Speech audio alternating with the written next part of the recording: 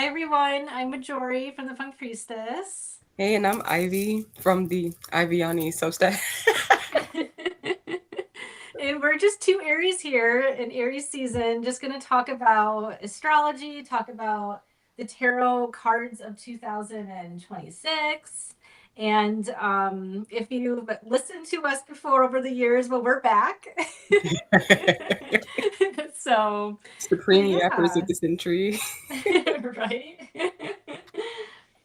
So yeah, it's officially Aries season. So my birthday is on March 26th, so it's coming up.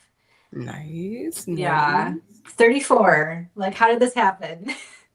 Wow. How does it feel? Like you're at the end of your Saturn return, you settling into your new life. Right? Yeah, like definitely finishing the Saturn return at 31 was good. Like, I don't know, you get your life back from that transit because it is not for the weak. Like we all have to go through it, but yeah, you appreciate Saturn once you finish the Saturn return. Like I love Saturn now, but it was a journey for sure for 3 years to like not die. So yeah. I'm terrified. Yours is in Taurus. Yeah. Okay. You have some time. You have 3 years. Like you don't have to worry about it I right now. know I'm watching everyone else go through it. I'm like, Hmm. well, I'm coming up on the assembly line soon. Yeah. Like I describe it as the best time of your life mixed in with the worst time of your life simultaneously. So Hmm. it's, yeah, it's going to be a lot. But once you pass that set of return, like the first couple years of the 30s should be really good. But I don't know. I kind of feel like, I don't know, with 34, it's never really an eventful year, I feel. So I don't know. It's just kind of like whatever. I'm chilling. It's like turning 19. Right? Like, there's like, there's 18, there's 25, there's 30, like there's, and I feel like 34 is just one of those years, like blah. So, yeah. Anything could happen. Hmm. Um, when's your birthday? My birthday is April 9th. Okay. So we have a little ways to go. We have a little Little ways to ways. go. Hmm. And I'm so Yeah. excited. My mom's birthday is April 11th. So Okay. we're all like Hmm. right there. Yeah, my dad's is April 15th, so we both have Aries parents. Oh. Hmm. So, But your dad seems cool though. yeah, my dad's cool. Like, I mean, I feel like the most Aries trait he has, besides like being a retired police officer and like really into sports, is that Aries temper. Like the very sudden and then quick, like out of nowhere explosion, and then like 5 minutes later, it's like it's never happened. Like that is like the typical Aries anger, and my dad like has that. So. Hmm. Oh man. That's funny. But at least you know like that it's coming and that it's gonna be gone soon enough. Yeah. Sometimes, like sometimes you don't know like what will trigger him, so it's like okay, like I'm just gonna just be quiet. I'm just gonna like look and just not say anything because I don't want it to like get worse. Look and just not say anything. That is so real. Oh my gosh, like that brought me flashbacks to dealing with my mom. Like, she's just yelling right now. It's fine. This is Hmm. Yeah, it'll be over. Yeah, that's why I just have to like just sit there in silence and just be like, we'll wait till this ends. fine.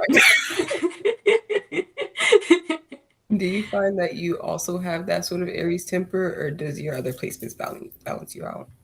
I'm like very Capricorn in my chart. So, yeah, I don't have the Aries anger so much, like the quick response. I'm more so like the boiling point. And then, like, when I reach the boiling point, all hell breaks loose. That's my type of anger. I mean, little things will trigger me and I will like go off.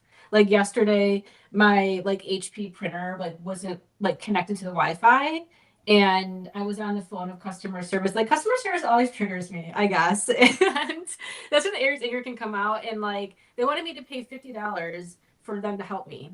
And I was like, hell no. And so I like kind of went off on them and then I hung up and then I figured it out myself for free.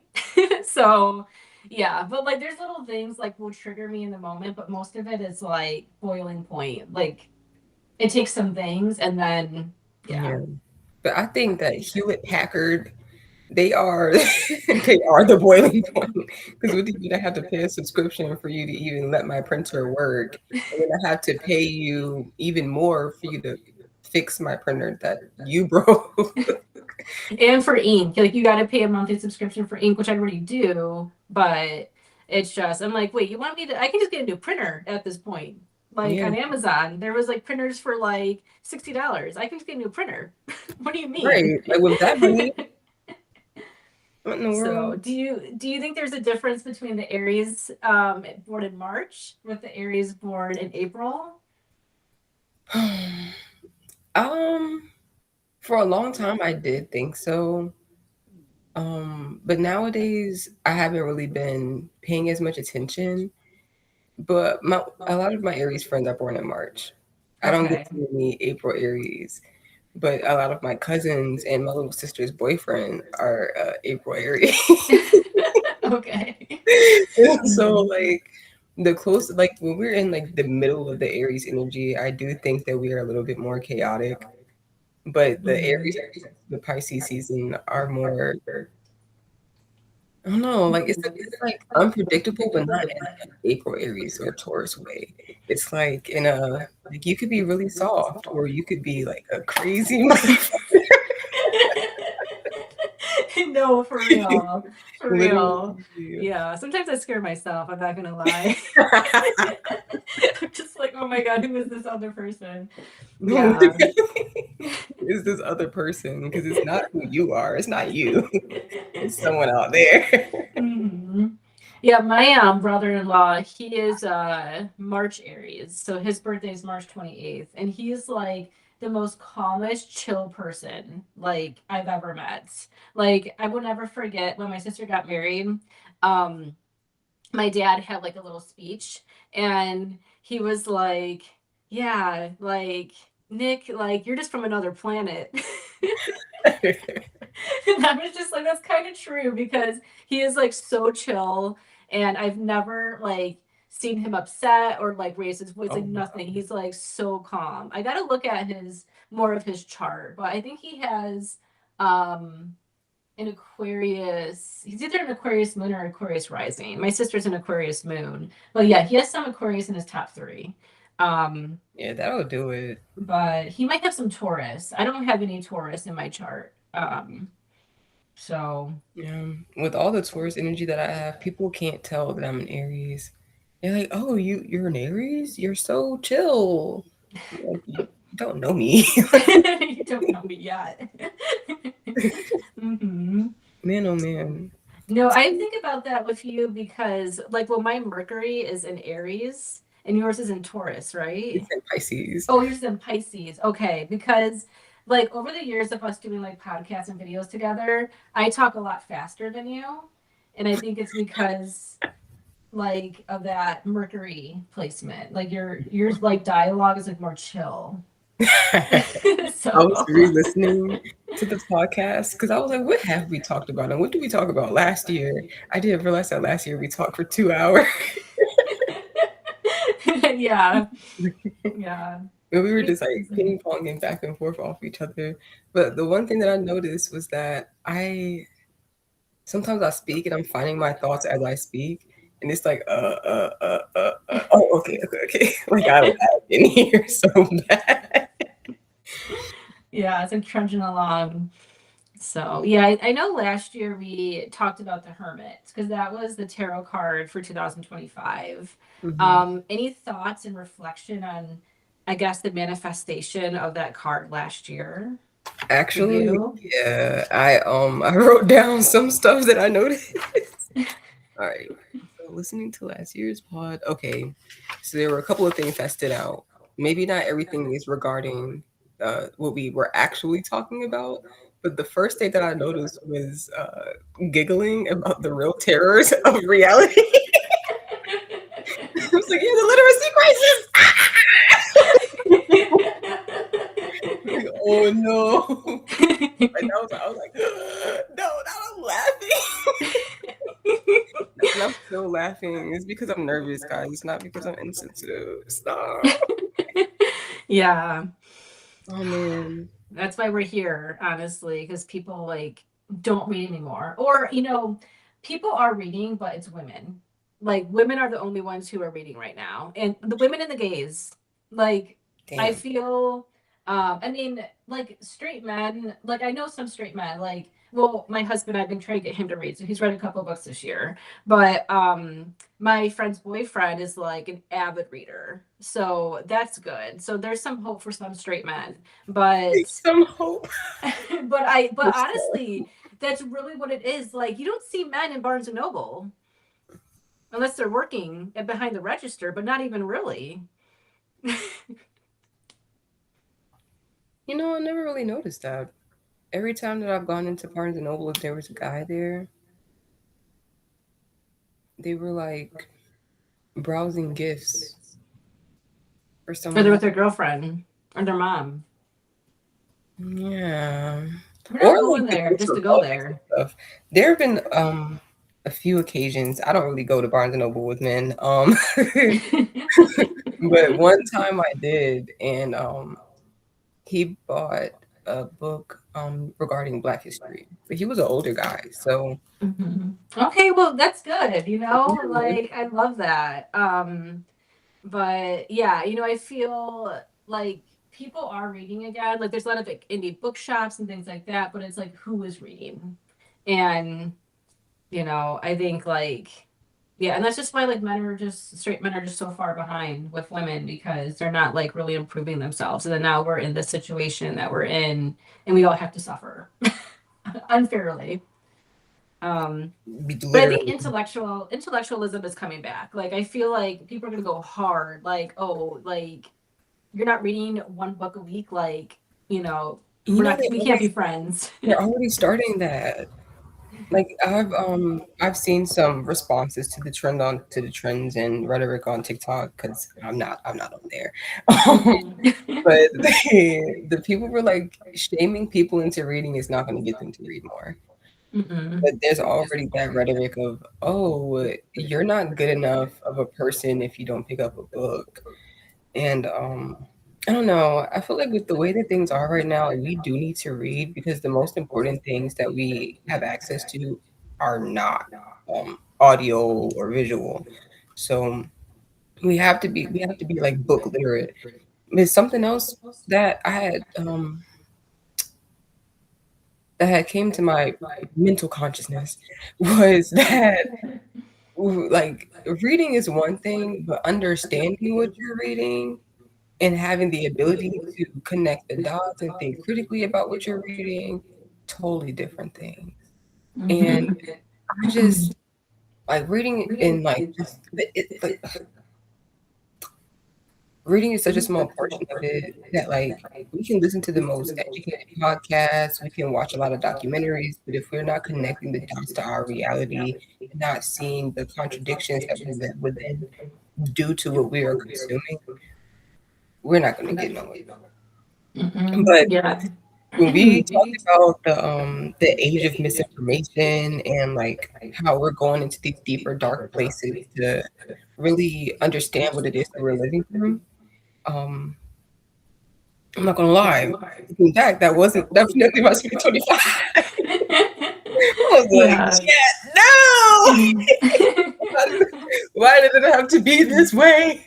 Mhm. But there is Yeah. some stuff that just in life and observing in our government and world politics that all of these things something that I didn't explicitly say last year was that like we need these opportunities to see things as they are and we wouldn't see things clearly or see the underbelly of white supremacy especially as clearly if it wasn't so blatantly exposed and put in our face all the people who like don't really read or don't really like understand what they're consuming, and they just like mindlessly eat the news, they're seeing that like, I'm seeing one thing on the news, but when I go to the grocery store, the prices are getting higher and higher. When I look for a place to live, the prices are getting higher and higher. And for some reason, there's more homeless people and less viable places to live. Housing is getting cheaper, like, in quality. They're cutting down all of our trees. Gas Mm-hmm. prices are steadily rising. Like, Yeah. Mm-hmm. what's going on? But Trump says that we're winning. Like no, bro. Mm-hmm. And I think that that's like that has been the turning point for our country to see that things as they are is not working. Mm-hmm. Um, Yeah. And I feel like a lot of that too, like we need it in our face. We need to see the horrors. We need it to be obvious because some people won't get it. Like, I think, yeah, people have to see yeah, in a very like blunt way, but this is also due to Pluto and Aquarius because Pluto and Aquarius it will not keep a secret. Like it's going to expose truth, and a lot of the truth that it exposes is secret societies, things that have been kept underneath the surface, like niche groups, because like it Epstein can file, be, yeah, it can be like, release the unredacted. yes, Epstein files, Goodness. yeah, like, but also just like even being made aware of these like incel groups and like you think it's only one thing, but it's like, it multiplies into a bunch of different other things. And like, it's kind of like we just need to get everything on the surface collectively. And I think Pluto's in the underground and Aquarius is the collective, so like it's unearthing so many things that has been underground to the collective, and it's a lot to take in, but we need to have it surface so that we can together find a way to work through this and to be better. Like I think we like it's probably going to take like the whole entire time of Pluto being in Aquarius, which it won't end until 2043, 2044 when it goes retrograde. Um but I feel like it's going to be a better world. I think people are going to be better. People are going to be, kinder to each other. But we're just in like the building blocks of that right now. It's going to take like 20 years basically. Oh yeah. Listen, I'm not even mad at it. I had this reflection within the stuff that I wanted to do personally in the world. And it's Mm-hmm. like I have to discard that idea that things are going to get like movement really quickly, or that it's going to be something that builds up and I can see the results of it really quickly, because it's the type of work that's going to take many years, decades. Mm-hmm. Mm-hmm. Yeah. It's going to take some time. And that's why, too, like, you know, it's never going to be the perfect time to have a child. Like, there's always been something going on in the world. And people are like, well, like, why have a child, at this time? Well, by the time the child becomes an adult, like, Pluto will be into Pisces. And I think it's going to be like an era of peace, an era of like more, hopefully spiritual connection. I mean, there can be also the dark side of Pisces, but, I think it is going to be like, yeah, by the time that they are adults going off into the world by like 2000 and 45 whatever, if they were born like this year or next year, the world's going to be completely different for them, and hopefully they won't have to deal with these horrors. They'll be learning about these horrors in school. Yeah. So it's kind of like you just have to stay optimistic. I mean, we'll see what happens with climate change and things like that, but I think like on a more like social level, I think things will be more positive and people will be held more accountable. Like people have been getting away with so much, Yeah. and you know that won't be the case so much anymore because we have to learn through these times. Right. And me and my man, we want to reproduce. My biggest hang up with people who are really like defeatist about the way that things are in the world is that our choices impact what the future will hold. What we agree to now impacts what's going to happen in the future. And of course, like we don't fully control the people who are fully in control of our resources, but we can.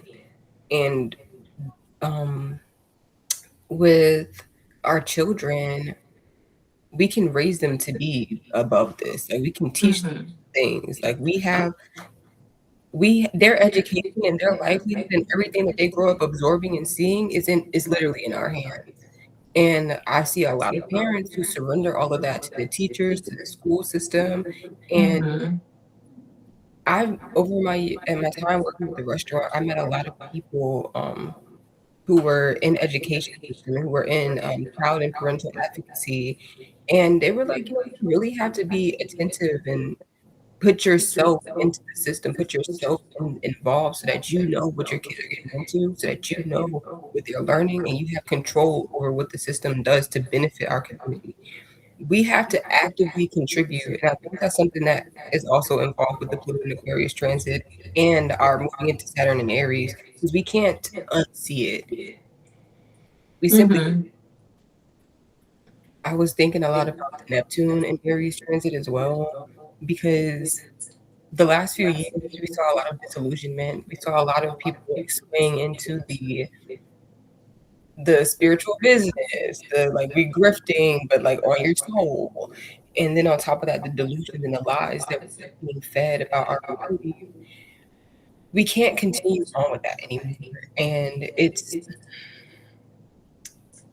evident now that we're like it's perfect timing that while we're in this age of like complete lies and propaganda and the way that we are so like disconnected from each other and disconnected from ourselves, that it's coming to the surface that this isn't how we want to live, and Mhm. we are the core issue of of why we're living this way. Mhm. Um, Another thing that has been like unearthing itself was the actual reality that like we have resources to help reverse that. I learned about when I was learning in the Four Measurables retreat with Mama Someone. She like we were just talking about the four measurables, learning about those like various states of being. But I thought to myself, like, like we are deeply connected fundamentally, and these teachings and the way that we navigate each other beyond like this perspective is like these teachings are literally geared towards reversing that impact. Mhm. So the programs that we have through the Namchak Foundation, which is a Tibetan Buddhist um, school situation based in the U.S. right now, because a lot of the Tibetans want to go west because they need to escape being persecuted and they want to practice their religion freely. And this is the best place to do it in the Montana mountain. Yeah, yeah. They I feel like it's perfect timing because it is that same impact of like, oh, like we're moving into such a negative time period. We're so disconnected. We're so misinformed. And these teachings and the fact that they're doing a lot of outreach towards the youth and paying people to participate in these programs and to bring the teachings back home, it's showing that there can be an equal and opposite reaction. And all the hate in the world has nothing on the type of love that we can generate for each other without even having to lay eyes on one another. We can generate love for each other and care for Mhm. our well-being and be Mhm. connected regardless of what's going on. Mhm. That's something that I've been wanting to cultivate more within myself so that I can be a better example moving forward. I don't like how angry and reactive I've been. I don't like how judgmental I can be. And I don't like that that same judgment is directed at me and that people be drawing conclusions and jump into things about anybody and everybody. We all want the same things and we all crave the same stuff. We want to be Mhm. we want to be free from tyrannical rule Mhm. and we want to be able to live our lives in peace. That's what we want. Every single one of us. Why are we constantly fighting about this? We want to be connected. Why are we constantly fighting that need and desire to be connected?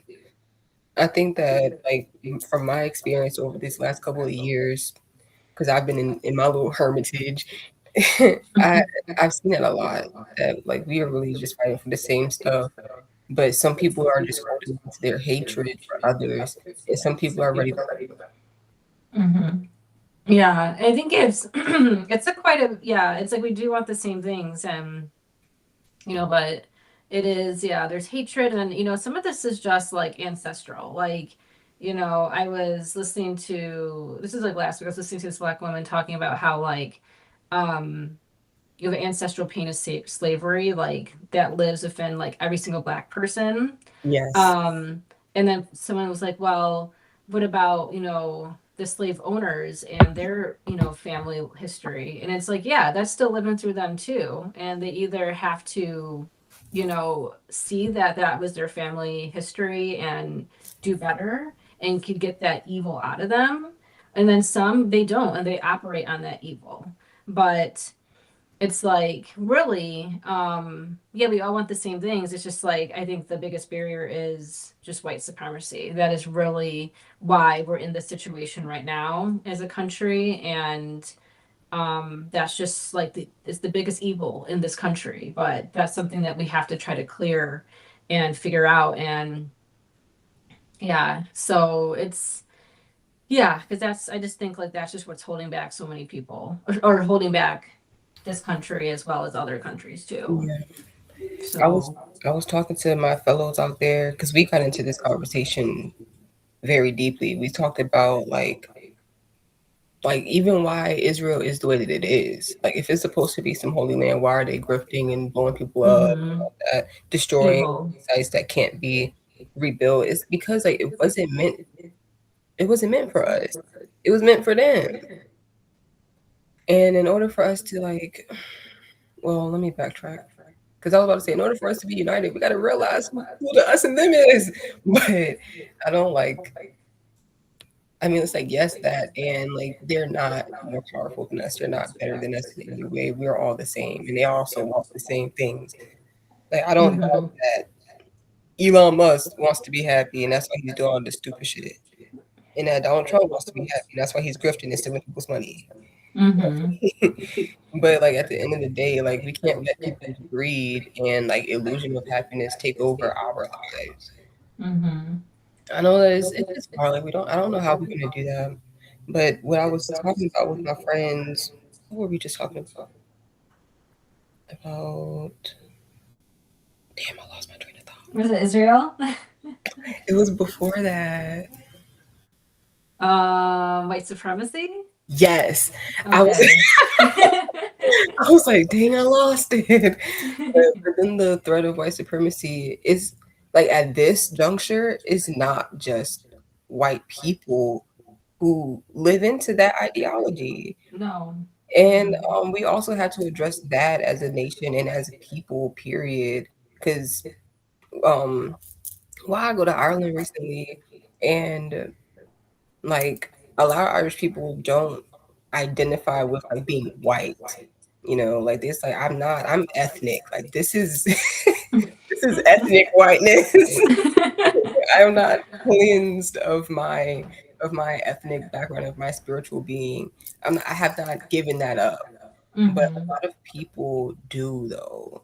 And it's not just pale complexion people that do that. I see it a lot within the Black community where we separate ourselves from each other because we think Mm-hmm. we're supreme because of how we Mm-hmm. dress, because we got a quarter zip, because I have an office job, because I live in the burbs, or I have a fancy Mm-hmm. apartment downtown, and you think that you're better than the next guy because they don't have that, Mm-hmm. or you want to surrender, or like the people who say that, oh, slavery never happened, because how come they don't have to be?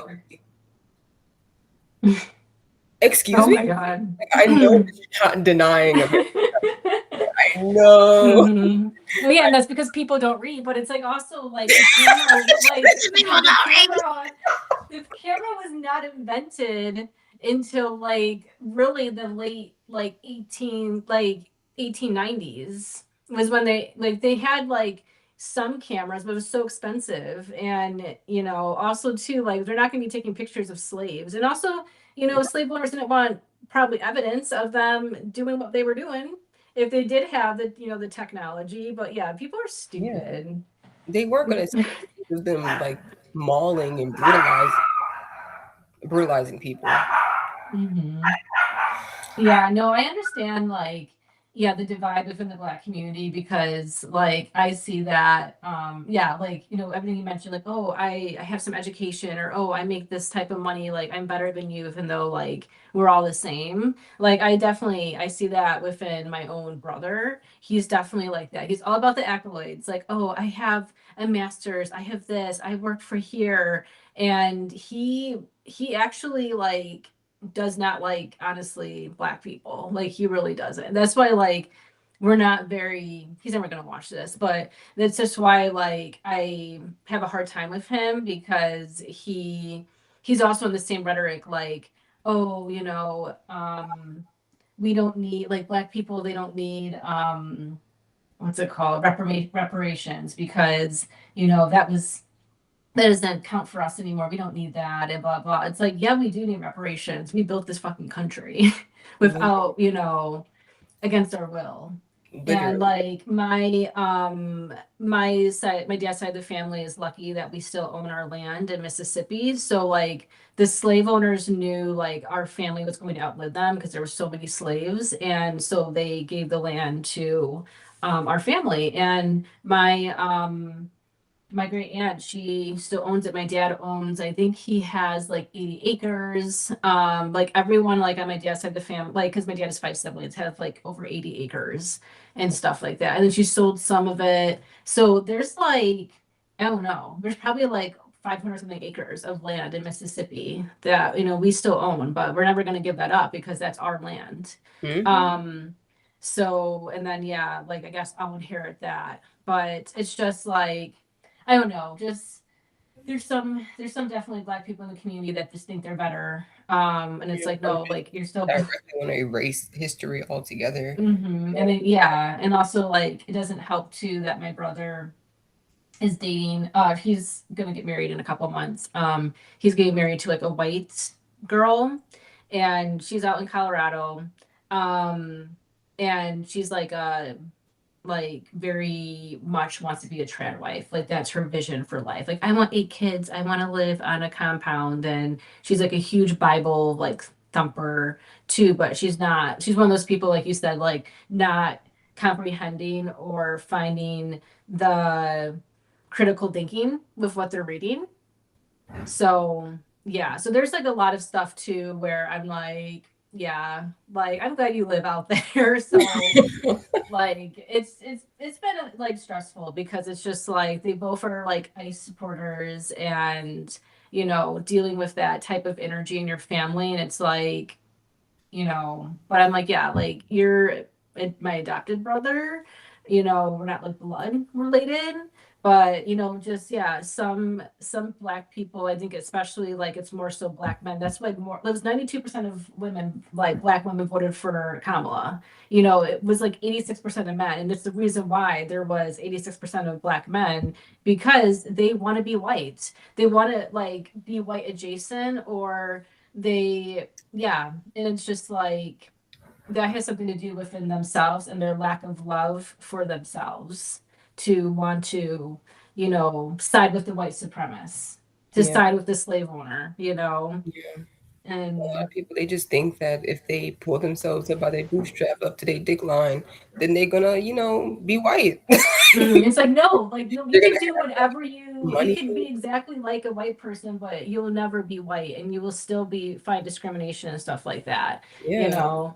So I'm just like, yeah, you can, you know, marry someone who is white, but if, you know, like, and also too, like, I was like, okay, yeah, like you're so like pro ice, but if, you know, ice was in Colorado, you would be a target as a Yeah. Black And person. then And then like if if you you have had mixed biracial kids, kids. So light skinned kids, they won't be a target because they look mhm. Hispanic. Exactly, exactly. Yeah, that's why my mom, she was like, I don't want you and your sister wearing your hair straight, because you can look more Hispanic that way, you know? So I was like, yeah, I'm not doing that. Like, especially going on the airplane and stuff like that, you just never know. You can be a target. Yeah. So, It's really unfortunate yeah. and it's scary. But it's like, how can you be pro something that looks eerily like something else that they abundantly taught us in school? Exactly. And I brought that up to my brother like last year about this, and he was like, "No, no, that's not the same. That's completely different." I'm like, we were in the same like because we're only 6 months apart, so we were in the same graduating class, and I'm like, we weren't in the same history class together, but we had the same teacher for history classes. We learned the same stuff, but yeah, people are fucking delusional and crazy. That's all. That's all I can say. And it's and that's why I really feel like kind of segueing back to astrology and tarot. That's like why I really feel like I mean Neptune is the real villain. Like people they want to villainize Saturn, and Saturn like gets unfair hate when Neptune is the real villain in astrology because literally with Neptune and Pisces the past like 14 years since 2011, it just ended this year, like people were really under a spell. Yes, And it stretches so far, not just the spiritual like charlatans, but you know, people like being disillusioned when it comes to facts. literally. So, and now the people who are logical, intelligent, who did not lose their mind during that transit are like dealt with. Those people, the flat earthers, who who have no critical thinking skills and who are, you know, lost. It's frustrating. It is so frustrating. You said that our thing made me think. Oh my god. Oh my gosh. So one of my mom's exes was like, "There's no way that the Earth could be round. Like if you go in an airplane and you look out the window, the Earth doesn't look round." I said, "Do you know how big this planet is? Oh God. In outer space to see the curve of the planet?" Also, like, I don't think it's a perfect circle. It's literally Terra. It's always destroying itself and recreating itself out on the other side, Mm-hmm. like this. People are literally saying, yeah, oh, like well, there's pictures of Earth, so it's round. So it's just like there's your Like picture. satellite pictures from the things that are out in space far enough away to see it. Mm-hmm. We got But that's the thing with these people. Everything's a conspiracy, and it's a conspiracy because they don't educate themselves. So of course it's going to be a conspiracy if you don't educate yourself to get the information and the fact. So yeah, and if you don't believe in science, you're not going to trust the information mhm. anyway. So Yeah, so it's just it's yeah, it's hard. And it's like, people are like, "Oh, you should be kinder. People are waking up." And yeah, I understand some people are getting out, of a cult and like waking up. That's amazing for you. But I also like I don't have the time or the patience to like baby you. Like you need to do that work yourself. It's like when people ask black women, "Well, how can I help?" It's like go and get a book and figure out how to get involved. and like you know that we've been telling y'all how you can help for the last 100 or so years, Hmm. Even longer especially than it's that. 2026, 100 years. We've been telling y'all how you can help, Hmm. and y'all been like, "Oh my gosh, la la la la la." Like, Yeah, that's I don't know hard. how. Yeah. So yeah, we'll see. It's going to be interesting with Neptune Aries. I don't really know what it's going to be. I think like, I mean, the last time this happened was during the Civil War. So, there's that type of energy of like, yeah, wanting, freedom in some capacity. And also it's like, um, there was a lot of like great things that were really coming out within like the paranormal community and like like metaphysical um apothecary world, so I think that's going to kind of be good too. But I don't know, it's going to be interesting, like when it comes to Uranus and Neptune transits, you really don't know how it's going to be until after you've experienced it, after you've lived it. So Yeah. yeah, we'll kind of see. I think also too, one of the things with Neptune and Aries, it's like not good for leadership. It's like the fall of the leader.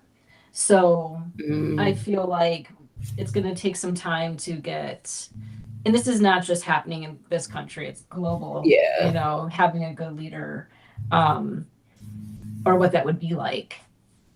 So we have to kind of envision more. But it's a spiritual warrior. That's kind of Neptune and Aries, a spiritual warrior, Yes. which is a broad term, but Totally. whatever Like, that means. you know, I have a hard time seeing, I guess, like negative impacts of the Neptune and Aries era because I felt the shift. My natal Mm-hmm. Neptune is in Pisces, and when it moved into Aries, I was like, it was like all the rose-colored glasses and the veils and all that was like ripped, and I was like, oh no, Mm-hmm. the Mm-hmm. reality. Also, like that urge to escape reality and to run away from everything that I see and to like block out the world has lessened tremendously. And I have more resilience to the things that I see and witness. So I'm not as, I guess, like disillusioned internally and externally to what's going on. The backbone is developed. It's so interesting. Like the fact that we can notice the transits and the things that happen in the outer world inside of our bodies. I wanna I wanna share with you some of the stuff that I like. I use these. I guess they're like slogan cards, like Buddhist slogan cards, while I was out there Mm-hmm. to shuffle and see some what they had to say about notes on Aries in the next 3 years. Okay, okay. I don't know if this is like good or if they're reading this for filth, but Oh God. yeah, the first card that we got was change your attitude, but remain natural. Okay, I can see that being very Aries-esque for sure. Yeah, Because we it's do have attitude problems sometimes. no, literally. I've been told my entire life I had an attitude problem. So yeah. Literally. My mom been saying that all. I think she still says it actually. Like you need to work on your attitude when you talk to me every time. I'm like, I'm sorry. I was hangry. You're not you when you're hungry. Remember? Hmm. But that card, that slogan expanded says to work on reversing your caught up, self important attitude and remain relaxed in this process. Instead of always being caught in a prison of self absorption, look out and express gentleness to all things, then just relax. That's good. That's valid. Yeah. Oh, the name of these cards are called the Compassion Cards by Pema Shudrin. Okay, the compassion cards. Yeah. Okay. I can give you the name and everything spelled out when we get off of here. Mm-hmm. The other card was all Dharma agrees at one point. The entire Buddhist teachings, aka the Dharma, are about lessening one's self-absorption and ego clinging. And Yeah. all like looking back at what we talked about with the Pluto and Aquarius transit specifically, it's definitely turning away from oh me, my, and the way that Capricorn is like collectively observing, but like on a me perspective, it's like I see all of this, and how am I doing? Yeah. Yeah. And like, I 100%. see all of this, and how are we doing? Like, what are we Mm-hmm. doing? And I can like now, like before, I was like, it's really like exiting from the self and turning away from this me energy. But now that I'm looking back at what we like, since I was looking back at what we spoke about and revisiting just all the things that you had wrote about the upcoming times and stuff like that, I'm like, no, this is perfectly on brand. With the Wheel of Fortune being this year, let me see, where did I write it out? The first thing that came up when I had pulled out the cards, like the Magician, the Wheel of Fortune. I didn't pull out the Fool, but I thought about the Fool too in that energy. And I pulled out all of the 1 in 10 cards, and it said, now that you have everything that you need, it's time to start fresh. But not from zero. Combining the Fool and Magician energy, we get the fresh, energizing start feeling, but with preparedness. And like when one gets fundamental teachings and a practice, it's time to integrate and apply it. And the Wheel of Fortune asks us to consider what we've done and what we want to do moving forward. I talked further about karma and how I wrote that in its essence, it's acknowledging that we will continue our patterns so long as the causes and conditions under which these patterns were created remain, and our considerations of these causes and conditions do not change.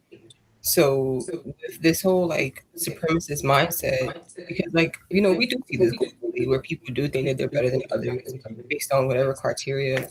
If we don't ever consider that maybe this is wrong, we're going to continue on this cycle. Even if we say like, oh, like taking away our rights is wrong, or treating people like this is wrong. But if we don't address the actual root cause of why we even go through this in the first place, we're never going to understand why that is fundamentally incorrect and why it's fundamentally harmful to all of our psyches to continue on this way. Was watching How to Lose a Guy in 10 Days, and they had that single black person on that staff. It's a fun movie. I love that movie so much. But when I looked, I was like, yeah, like it is only white people in this movie. We it has been, and I like before didn't see no problem with it, but now like I see like like there's no black people in Friends, there's no black people in movies, and fuck black people. There's no Hispanic people, there's no Asian descent people, like not even no Indians, no Chinese or any no nothing in these movies, and and that has made it comfortable in our mind to think that it's okay that we let people think these things and behave this way. Like from like young ages, we're introduced to these realities without anyone combating it. And so if we don't ever reach within ourselves and combat it, or even like look beyond what we see to see the harm that is causing, we're never gonna desire that change.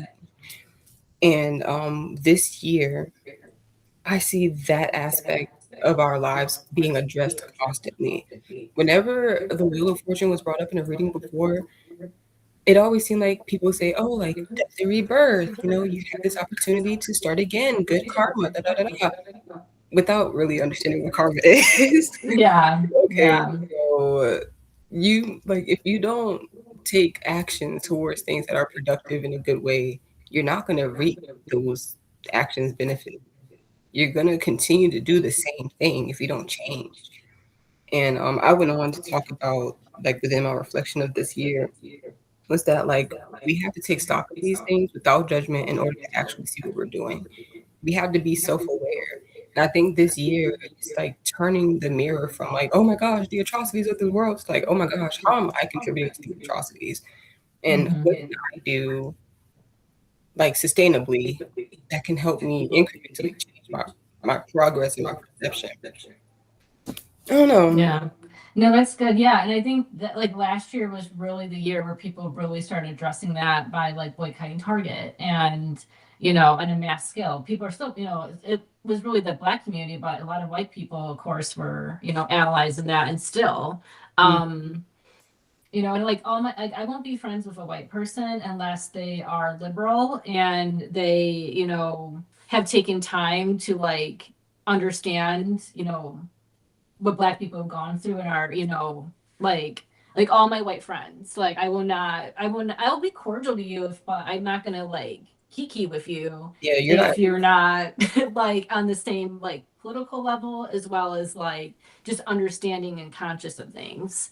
But I feel I even just noticed like the discourse changed so much too with like, I think like definitely awareness. People are like, oh my God, I have to, be a better person. And like, even if it's just like where they're putting their money, that can sometimes be a more like easier step for people. But I don't know if you have watched like Mormon Wives and like the Taylor Frankie Paul. Have you heard about The Bachelorette and how it got canceled? Okay, well, that just happened like 2 days ago, couple days ago. This woman from the Mormon Wives show on Hulu was supposed to be on was supposed to be the new Bachelorette, and they already filmed it, and the Bachelorette was supposed to come out today, and they canceled it because a domestic violence video came out of her from 3 years ago, and it literally all of this was on the last day of Mercury retrograde. Um, so it was just like kind of crazy how all something from 3 years ago came back, and it's interesting to see the discourse of how everyone is like, instead of putting all the blame, because there's a lot to do with her baby daddy too, and he's like a horrible kind of person. But she's also like not innocent in this. And so everyone's like, yeah, like it's both of them. Whereas before it would have been like, oh my God, it's him, or oh my God, it's her. But now everyone is kind of seeing like, yeah, it's both of them are in the wrong for this. Because like, and also people are like, we never should have platformed a person like this who had all these like DV charges for the past several years, and went to court and did this. She never should have gotten a show. But also the production on the show kept on platforming her toxic ex and triggering her. So they're like, there's so many different layers as to why, the Bachelorette got canceled.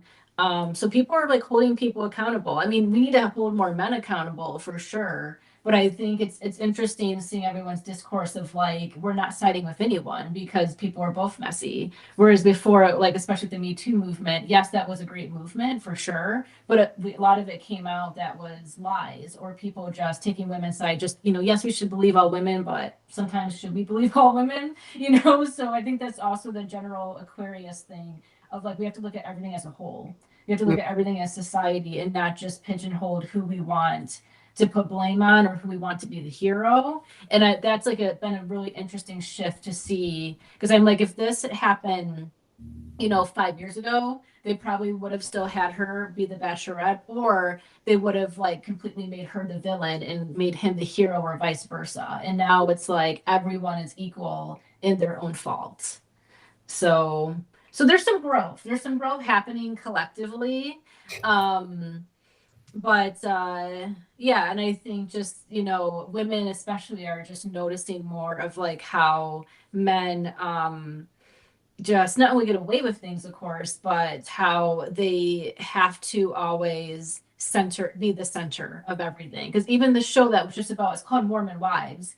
The past 2 seasons, they've been centering the men, and now the men have their own dad talk when it was mom talk, and it's like these, like we're really seeing a society too, and women kind of question the dynamics with not only men in their lives, but just how men, you know, pretty much don't support the women in their life so that they can get some type of clout, or because if a man is not centered and if he does not have a purpose of his own, he cannot function.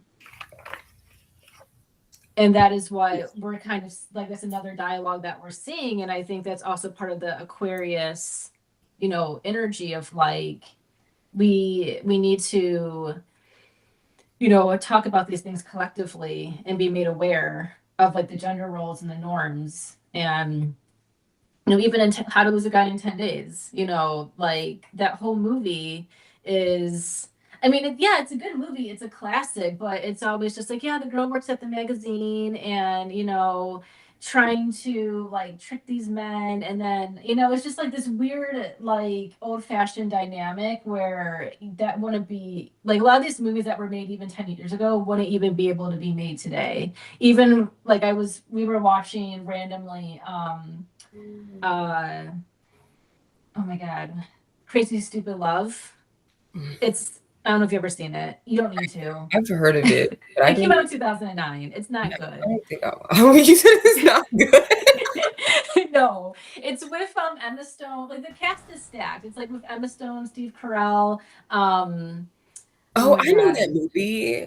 I've never been able Yeah. to sit down and watch it. No, but there's some weird scenes where this 13-year-old is in love with like the 17-year-old, and then at the end she gives him a nude photo of her as she goes off to college. Oh, And it's like, yeah, there's like little things that you're like, and also there's no one black or of color in the show too, of course, or in the movie.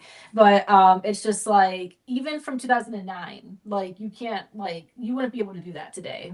There wasn't backlash at the time. Yeah, Ryan Gosling is the main like lead. But yeah, but I think what's nice now, and I continue just seeing this grow with Pluto and Aquarius, and even just with all the Aries energy, because Aries is very much being true to you, authentic to you. We're seeing like, more diversity in film and TV. Like now that's a given. Like you can't just cast an all white cast anymore. Like you can't do that without getting canceled, which is good.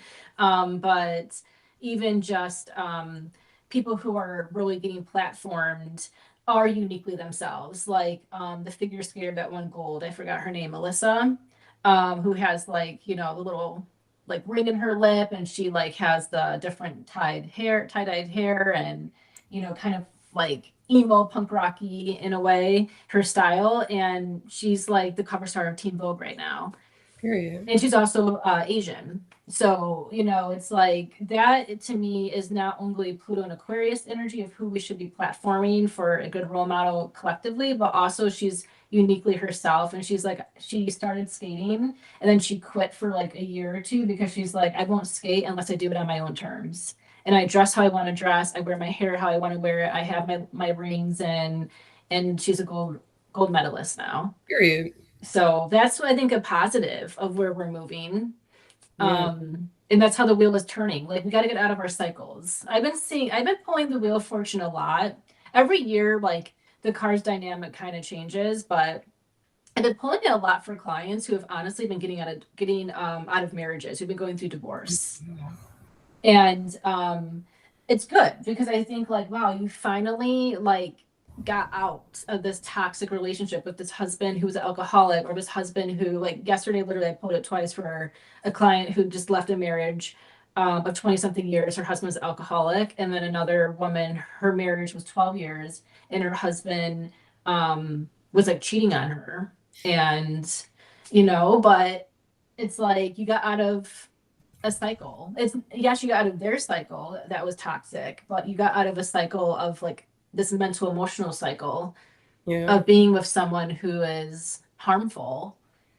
So it's good because Yeah. it's hard to break a cycle because you have to start from scratch, and both of them have, as women especially, had to start from scratch. Yeah. So it's And it's harder. really difficult. Like when you're in the inside of it, it's really difficult to see yourself move out of it because you don't see yourself being able to build from ground zero. But like I recently had a friend who a couple years ago she got out of like her own toxic cycle within a relationship. And it's like it takes time, but you really have to trust yourself. And that's Mm-hmm. any of these cycle breakings, but specifically with women or people who are trying to escape their toxic partners in these like self-deprecating dynamics, is that like, you have to allow yourself like a glimmer of trust that you got it, you can handle it. And if you can't handle it alone, Mm-hmm. there's someone out there that can help you. And there are plenty of resources to help you. You just gotta like reach out to them and find them and allow Mm-hmm. yourself to be held in that. And I know that that's Mm-hmm. something that we, especially as women, can be really afraid of because it's like, oh, like, we're going to get judged. And like some people feel judged in case they don't feel completely detached from their partner, from that situation, and they may go back and return to something that's harmful, whether it's a job or a person or whatever.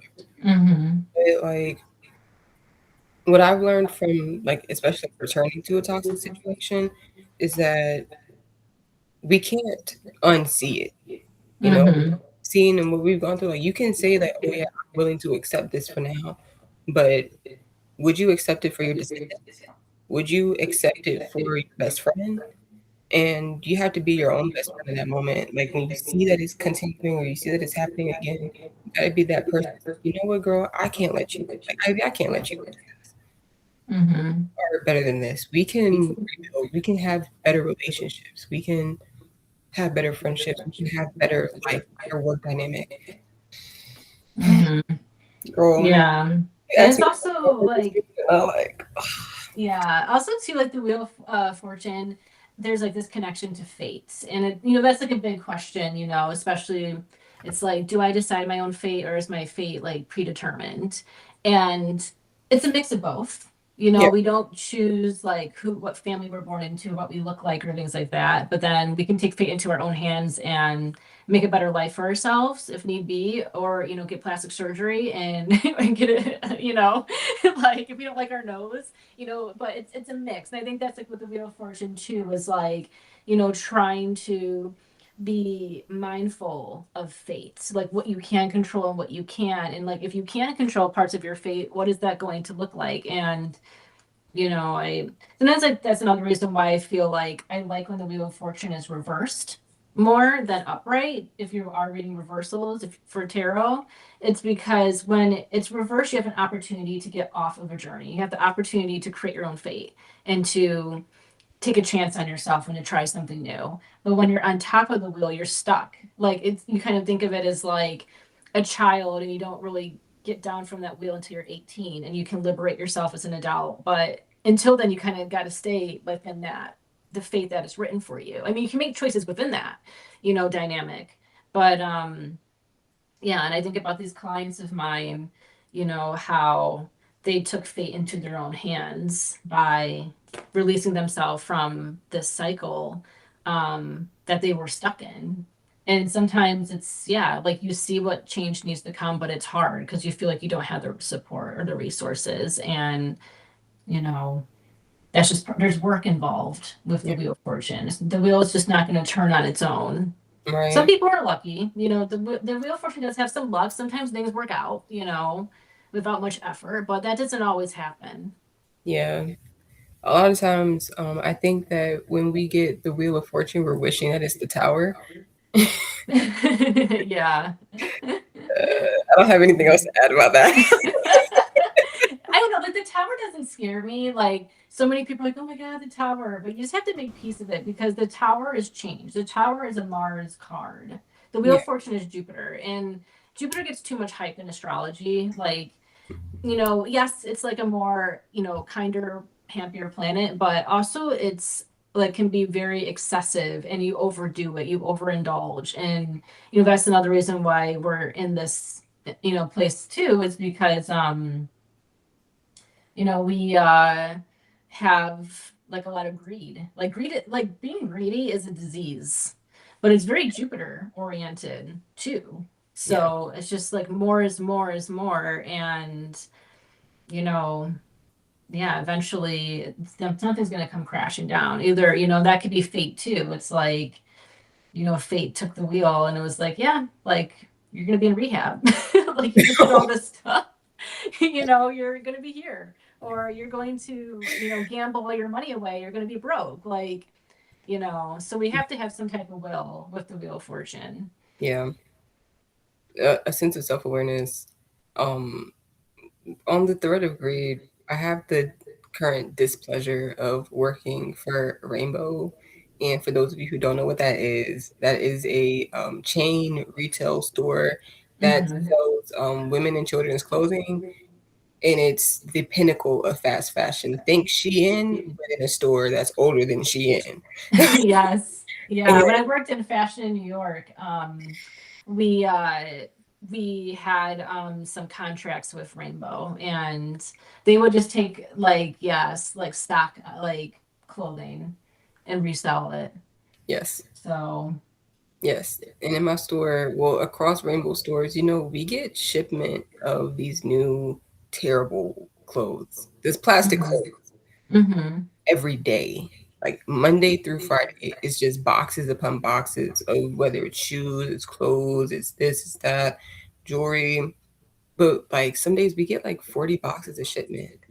And we have to have all that stuff like put out and ready when the floor is still full of clothes from the last 300 boxes of shipment that we got.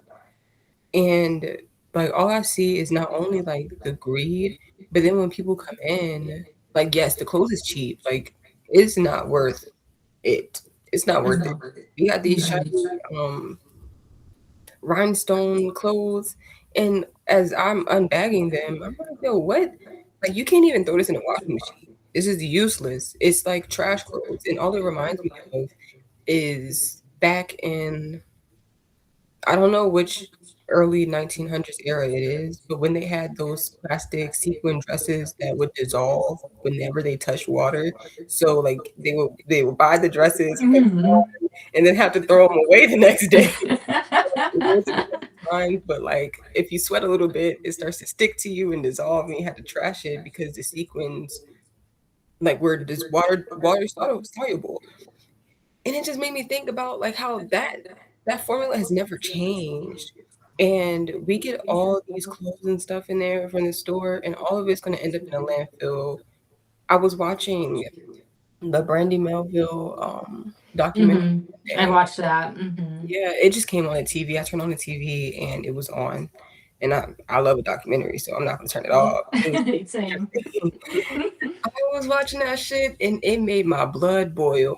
But the thing that made me the most angry was that like for in that time period, because there's like pedophilia involved. There's a whole bunch of weird shit going on in that one. If you haven't watched the documentary, definitely do so. It's really eye-opening about the fashion industry and about how like the chain and the cycle of what happens with our clothes and these fabrics and where they end up. Mhm. Where they end up. Mhm. Mhm. It's horrible. That's the reason why I left the fashion industry too, because I just felt like I wasn't contributing like any value to the world. I was actually diminishing the value of the world. And um yeah, it's a horrible industry. Like I know because I worked in it for 10 years in New York, like I know the ins and outs of it and it's bad. And like also what people understand. I mean, there is a couple of documentaries, like one of them is called like The True Cost. That came out like early OOs, so it's been out for a while. And then also, what's another good documentary? And they did like a recent one on Dov Shari from American Apparel, but he had one too. This was another one that came out like early on in the early OOs, and he's like crazy. But it's not just like only like the fashion industry exploits in every single way possible, and it's a really toxic bad industry, which is another reason why I'm like I gotta get out of this because my soul, like I have a conscience, and it's just yeah that cycle of excess and that that kind of that Jupiter energy is like just more is more, but at what cost? And we don't need all these clothes Right. at all. But yeah, Nothing, I've nothing. worked in retail too, and all the shipments and yeah, it's crazy. All of my retail jobs, I've never worked one like this one. Mhm. Like I've never worked in a store where it's like heavily pushed that we have to push. We pushers. Mhm. The Yeah, other they need to they need to like, yeah, move these clothes. And if they can't move them out of Rainbow or whatever, then they'll take them to like TJ Maxx or Marshalls. And then after that, it just kind of ends up in a landfill. Um, Same with also like Goodwill and things like that. Like you think you're doing a good job by like donating and but no, like they only take some of that stuff. A lot of it too, like it's Red Cross very too. corrupt. Hmm? I said and Red Cross too. And Red Cross, like all of those, Salvation Army, what they do is like they have like another market. So if like let's say someone donates like a pair of like Yeezys and they're like, oh my God, like they'll resell it to try to make money. Instead of like putting it on the floor. But a lot of that does end up in landfills too. So it's just pretty much like yeah, don't buy anything, or if you do have to buy something, make sure it is like secondhand. You can make it yourself, or if you do buy something, making sure it's good, like quality, like at least half of the content of the fabric is like natural, Right. not so much plastic. And you might have to pay a little bit more, but your clothes will last longer Right. too. So it's like you're shopping last year. It is like shopping for value. Hmm. But that value is longevity. Right. So yeah. So Yeah. there's like a lot more consciousness, but it is hard, like just seeing the waste of everything. Yeah. So But like what I was saying, like on the thread of the waste, they mhm. have ways to recycle the fabrics, right? In the Brandy Melville documentary, I'm sure you remember this. They have in Italy, they have these places where they can completely deconstruct the fabric itself, completely mechanically, not using any water, not using fossil fuels and stuff like that, to deconstruct the fibers and create new fabrics, and that's how we get all these high brand, high value, name brand recycled fabric clothing. What pisses me off is that those types of things are not mass, mass industries, right? Like Mm-hmm. recycled fabric thing, because it's like it's proven that we can upsell it, and the fiber can be of higher quality because it's been reworked and redeveloped, and it's clean energy. Mm-hmm. It just like blows my mind how committed the people who are in charge of these industries are to just destroying the planet and just reaching their bottom line no matter what, while like skyrocketing their profits or whatever. It's really disgusting to me. And isn't that someone that's like the rule? Like, Yeah. well, like, what do you mean? Like, temperance, bro, temperance. Yeah, also too, it's like it's a double-edged sword with that too, because it does cost more money for them to do it the recycled way, but a lot of it is like greenwashing. So that's a term where, they say, oh yeah, it's 60% all organic when it's really not. They just put that on the label. It's a lie. It's still, as bad as it is. And that's like one thing when I was working for Steve Madden, that's what they would do. Oh, the Like, vegan leather. yeah, and like I worked for like the clothing part of it, and yeah, it would all just be like yeah, like put 40% even though it's really only 10%. But like on the label, um to someone it's like, "Oh yeah, like I'm doing something good." Because like, they're trying to profit off of your good doing, your well-being, and that's also very sinister because that person doesn't know, like they think they're helping the earth when really they're still not, so it's Yeah. all a lie. And Even beyond helping the yeah. earth, I've seen an uptick of people with like skin sensitivities to like Mm-hmm. nylon, rayon, polyester, Mm-hmm. etc. People are like literally becoming allergic to this shit. And Yeah, if you're lying on labels, people are essentially dying, and like their skin is like rejecting it. Yeah, I'm allergic to like yeah, I'm allergic to latex. And like I was getting a reaction from like my underwear because of the elastic oh in the underwear. So I was getting like little rashes like on the side of my hips. And I went to dermatologist and they like told me like I have to wear like either seamless underwear or like nothing with elastic. And sure enough, once I did that, it went away. But yeah, like the spandex, the elastic, latex, like that man-made material, it's bad for sensitive skin. yeah, So yeah. jeez Louise. So the magician is also one of the cards of the year too.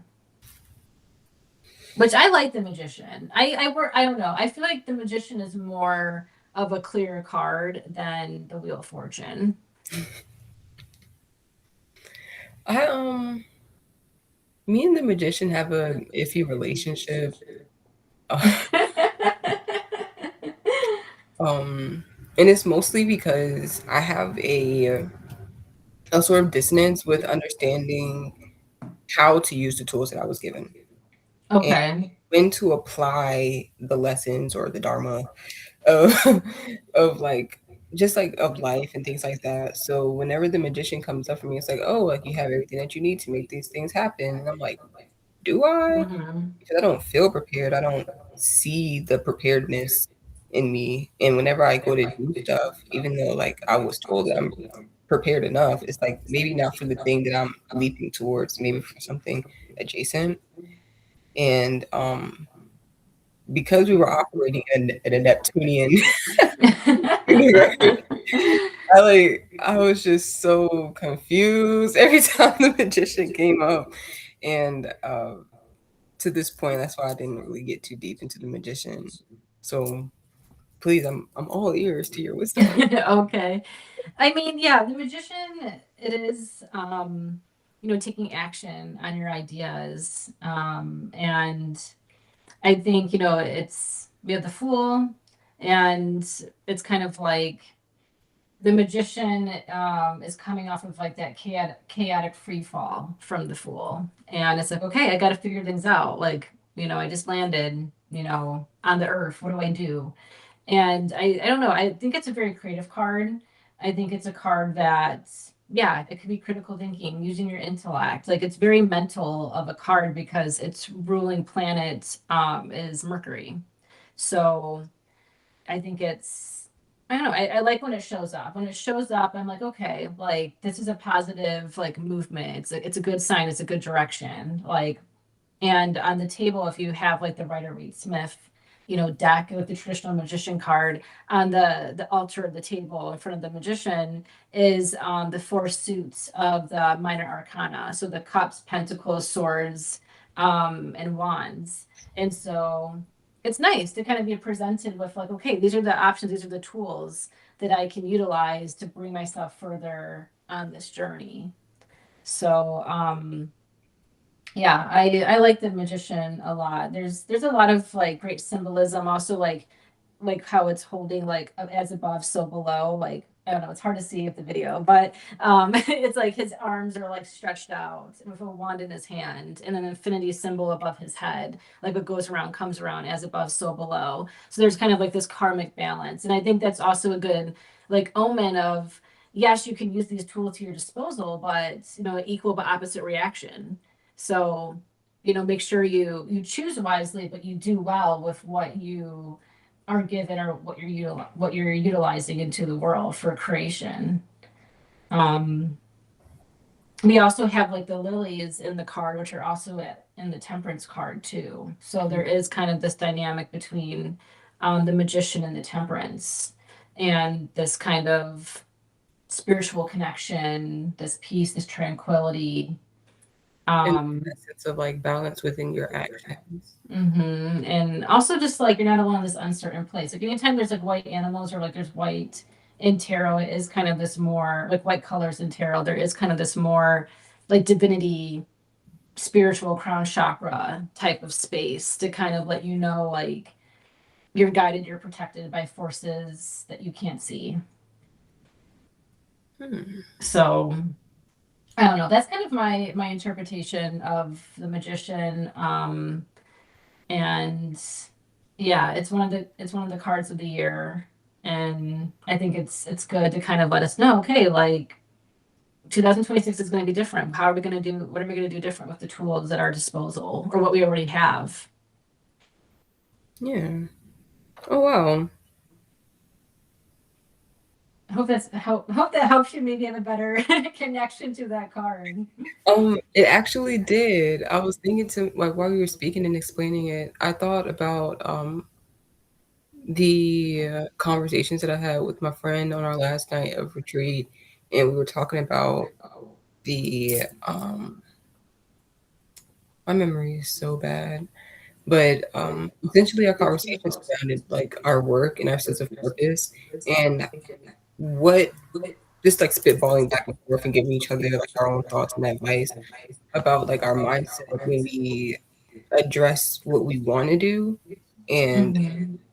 he offered me some perspective on that, but I was mostly thinking about the things that I wanted to do and how like right now I think last year we talked briefly about it, but I can't remember about like, the idea that I have packages and like bringing these and these understandings of like spiritual practice to people who would otherwise not have it. Mhm.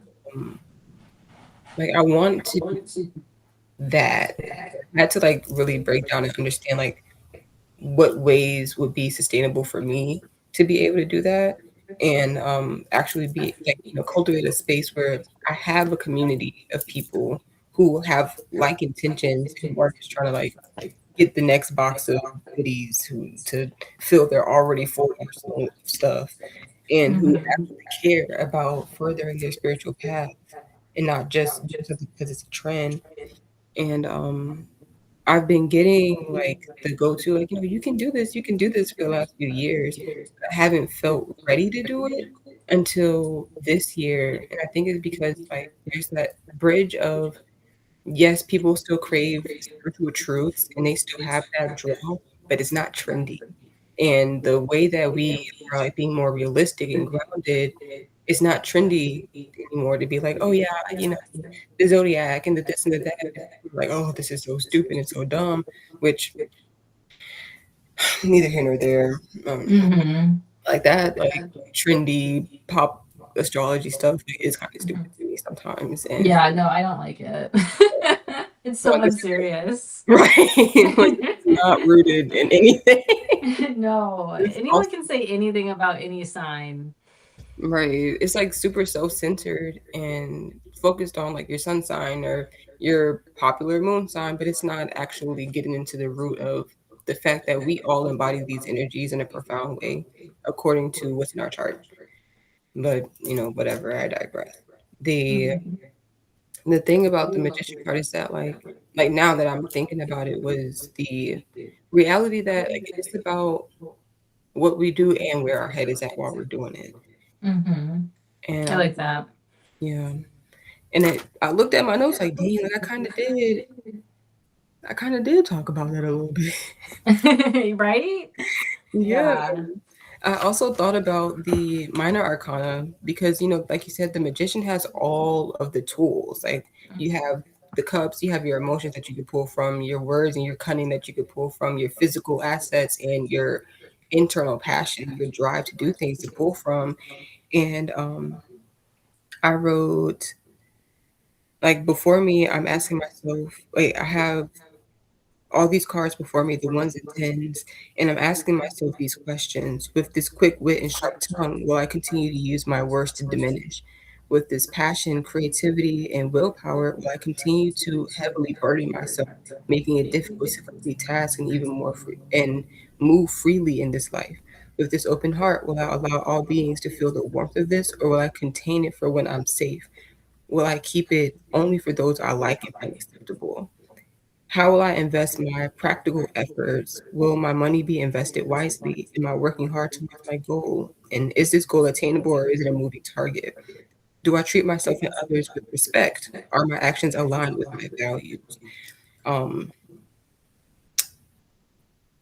with these 10 cards, like with these cards, it's presenting an opportunity, like combining that magician, that one energy with like, yes, it's a fresh opportunity, but will I do the same thing that I've always done with it?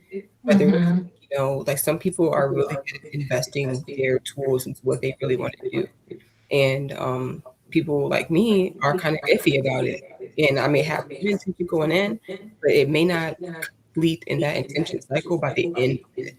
Like, um, I've been disappointed with myself over the last few years because I haven't been completing things. Like, I may start a blog series, but I won't complete the blog series because I've done so much pouring into like these specific blogs that I'm not actually developing like the value. Like, I want to make it this long drawn out thing. Like when I did the seasonal forecast, they were beautiful. I love reading it, but they didn't have to be what they were. Mhm. And making them so drawn out, I became really redundant. It wore me out to the point where like I can't even read tarot the same way that I used to, and my relationship with it has suffered to say. Mhm. So that's so funny. I didn't even want to like mention this, but I had ended up having to make my own divination system because I still crave that connection and that wisdom, but I can't find it the same way that I once did because of how I was using it. Mhm. And Mhm. it's not like I was causing harm with tarot or doing anything crazy, but because I was wearing myself out because of the abundance of information you can gather from it, Yeah. being specific enough, and my eyes weren't sharp enough. So now I have to see things from a different perspective and allow myself to be brought to things instead of like drilling in what I want to do. Mhm. I think like for me that's been a lesson is the continuing to be my lesson moving forward. Mm-hmm. That's good. I think that's, I'd like, yeah, it's like you have the tools of how you're going to do it differently. And, that's also, I think, a good connection with the Wheel of Fortune, you know? But it's also, giving yourself grace with everything too. It's like, yeah, inspired action, taking action on your ideas, but it's like you don't want to rush. And I think that's why we have to try to find, it's going to be hard to be grounded the next several years because we have everything in like air and fire signs. Yeah, So things are going to be kind of up in the air, especially when Uranus moves into Gemini. And I feel like Geminis and Aries have very similar energy, which is probably why we get along very well. But it is kind of like Geminis, they do multiple things at once, and same with Aries. But like Aries and Gemini both have a hard time finishing what they start too. And I like, and that's something like I have just made peace with, like within the last year with myself, because I have so many different interests. And when I have like my Substack, I have like music, I have astrology, tarot, plants, like everything. And I'm like, I know some people have a Substack for just like one niche. It's like this is just focused on astrology. And I'm like, I can't do that. I'm right. too multi-layered, multifaceted to just put everything into one. And I know it can be a little scattered, but I'm also just like, that's just how it's going to be. That's just my life. Like some people, they're more structured. And it's like, I can just write about astrology every single time. But you know what? I want to explore other avenues and things. And I Yeah. think that's going to be great with all the air and fire energy astrologically the next like 14 years, especially with Neptune and Aries. But I think that's going to be good how we need to just be open, try new things, don't just put yourself in a box and express yourself how you want it, how you want to. And I think that is a great, positivity with both the magician as well as with the Wheel of Fortune.